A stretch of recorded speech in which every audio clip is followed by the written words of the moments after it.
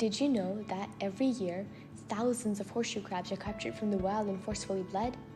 This is done to produce the Limulus Amebocyte Lysate assay, shortened to LAL, which is made with the crab's unique blue blood.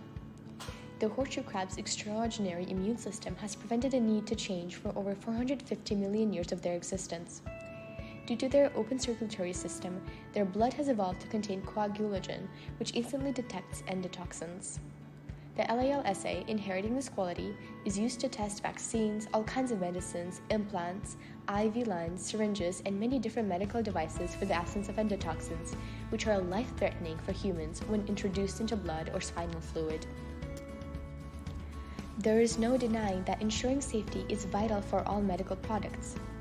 When horseshoe crab blood was discovered and LAL developed, its use became critical for the pharmaceutical industry. However, now, synthetic alternatives exist to replace animal-derived assays. Through our work, we highlight the challenges that have prevented a widespread transition from LAL to recombinant factor C assays. For this purpose, we interviewed representatives from a conservation group which aims to protect endangered ecosystems and species as well as advocate for change through legislature, a manufacturing company which produces LAL and factor C assays, and a pharmaceutical company which uses both LAL and RFC assays to test their medical products.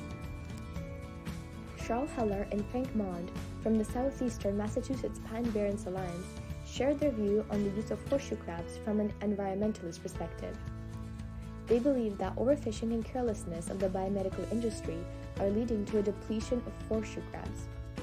They recalled that beaches were overflowing with horseshoe crabs in the 50s and 60s, but now there's barely any to be seen. They remind us that this danger stretches beyond horseshoe crabs. Many species, like the migrating red knots and loggerhead turtles, which depend on the horseshoe crab's eggs for food, are also endangered. To protect horseshoe crabs and preserve their habitats, the Alliance develops educational materials, produces forums, monitors spawning beaches, and collaborates locally and nationally. Their efforts to list the horseshoe crabs as an endangered species have so far been unsuccessful due to a lack of data from before their numbers started drastically declining. However, their resolve isn't wavering as they continue to resubmit appeals and pressure agencies for a change in regulations in order to save horseshoe crabs. Dr. Alan Bergenson from Lonza, one of the most respected biomedical companies, shares a different perspective.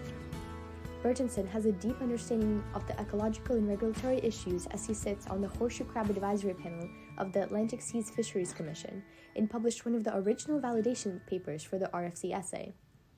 Although he's concerned about the fate of the horseshoe crabs, he's wary of a too sudden transition away from LAL to RFC. Bergenson explained multiple drawbacks to RFC that need to be resolved. Recombinant factor C production is so far non-regulated, lowering its reliability, since each RFC assay may produce a different result. This is a concern because using an RFC assay that underrepresents endotoxin levels places patients in life-threatening danger. The more expensive cost of production, in addition, raises the costs for customers. Furthermore, in contrast to Heller and Mond, Bergenson does not believe that horseshoe crabs are endangered.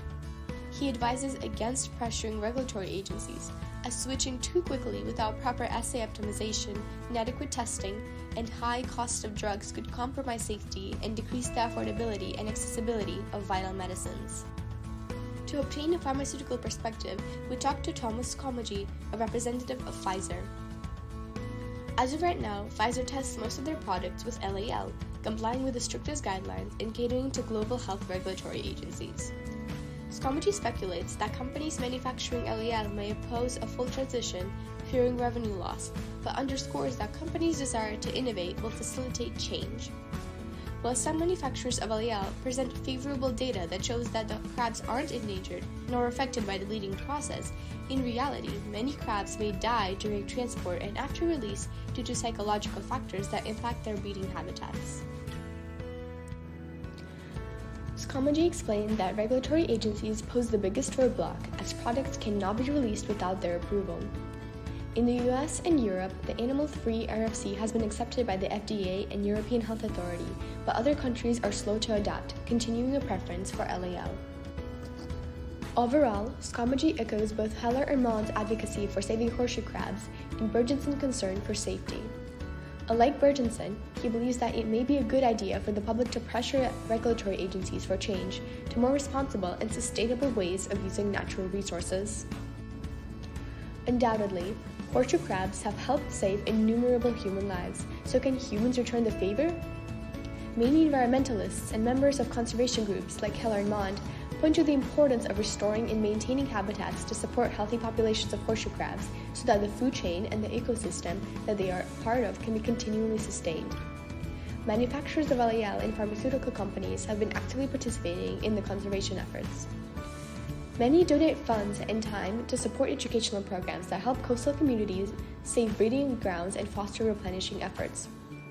Furthermore, scientists like Bergenson are spearheading efforts to validate synthetic alternatives to LAL and collaborate with pharmaceutical companies to promote non-animal testing across the medical industry.